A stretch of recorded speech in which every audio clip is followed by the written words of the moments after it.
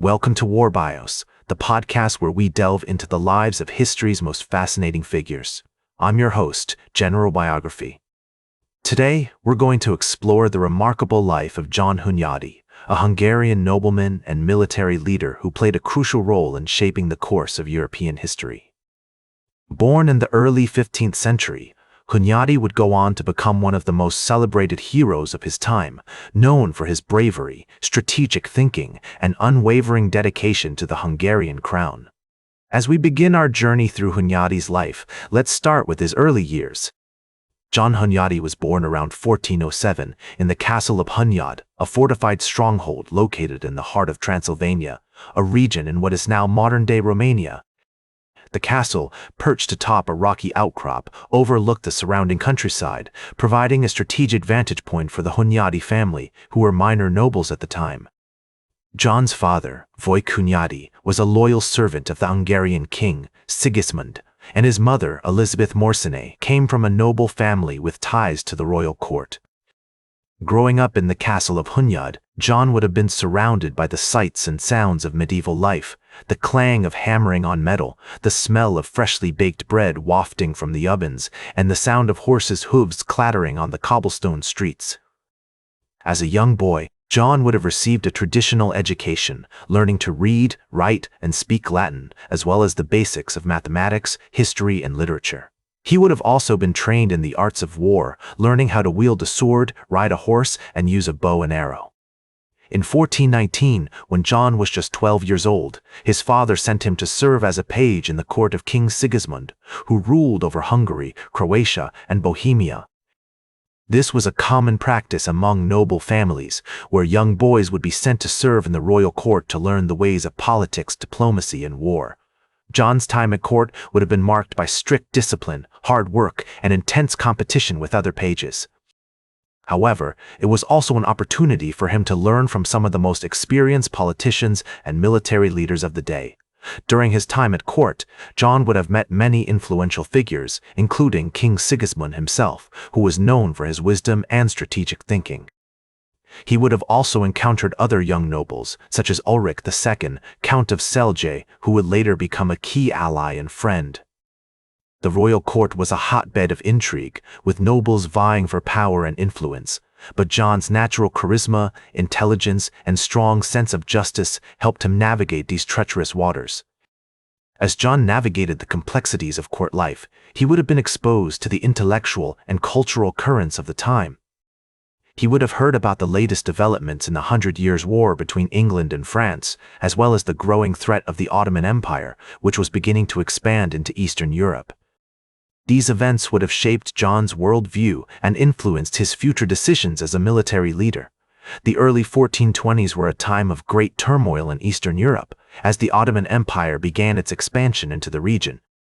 The Hungarians, led by King Sigismund, were determined to resist this encroachment, and John Hunyadi, now in his mid-teens, found himself drawn into the conflict.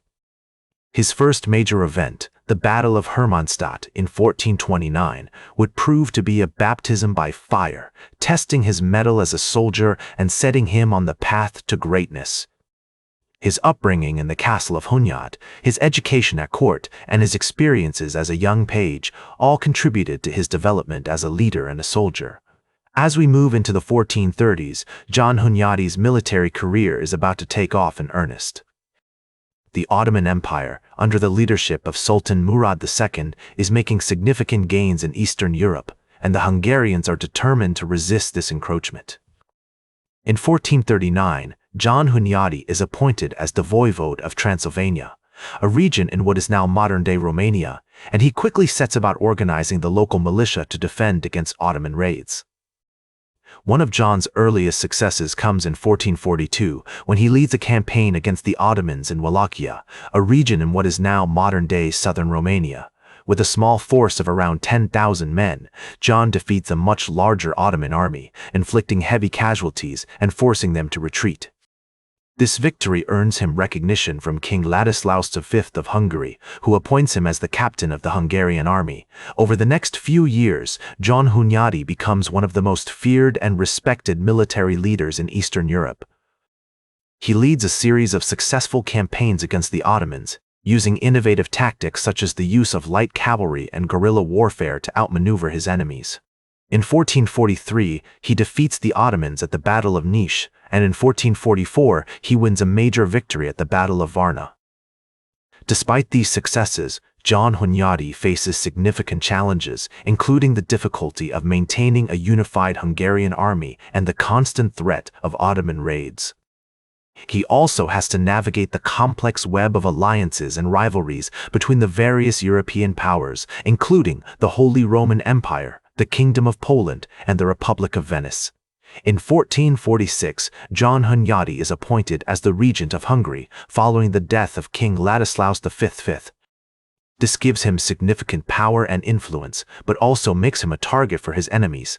Over the next few years, he faces numerous challenges, including a rebellion by the Hungarian nobles and a series of Ottoman attacks on the Hungarian border. Throughout this period, John Hunyadi remains committed to his vision of a unified and strong Hungary, able to resist the Ottoman threat and maintain its independence in a rapidly changing world. His military campaigns and strategic thinking have made him a hero to many Hungarians, and his legacy will endure for centuries to come.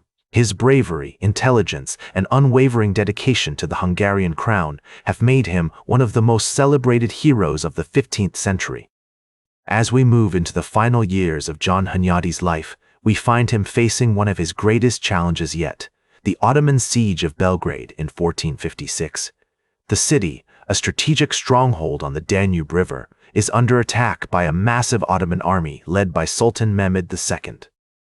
John, now in his mid-50s, is determined to defend the city and rally the Hungarian people against the Ottoman threat.